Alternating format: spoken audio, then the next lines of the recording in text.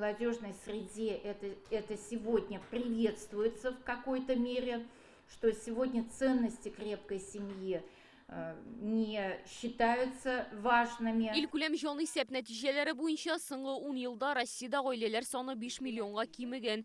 Yıl sayın yakınça 600 min par ayrılışa. Şuluk vaqtda Tatarstanda aile institutu çağıştırma şanlık deyip bilgiçler. Официально зарегистрировавших отношения Татарстанда өзінің никахын рәсми тіркәүшілер саны илдәге уртача күрсәткештән күбрәк. Иратлар 6%-ка, хатын-кызлар 5%-ка. Шулайда яшьләр өйләнешергә, кияүгә чыгыра бик атлыгып тормый. Бу җитди проблемаларның берсе дип белгечләр. Элек алар никахларын гадәттә 24 яшьтә рәсмиләштерсә, хәзер күпчелеге 29да гына гаилә кора икән. Димәк, хатын-кызлар соңары бәни була.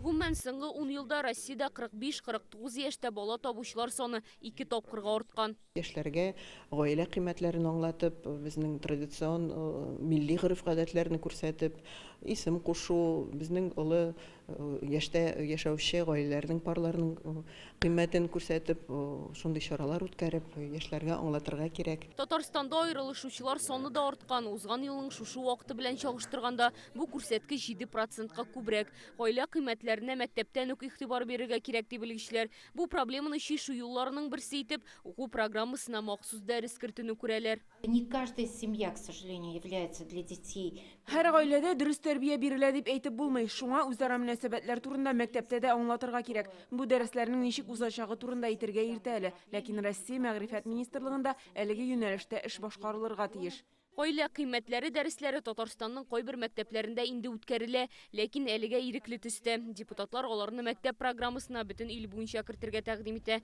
Гаилә институтын саклап калуда милли гореф-гадәтләрнең дә ярдәмен күрәләр. Алия Сабирова, Ләйсән Сәитова, Яңа Гасыр каналы.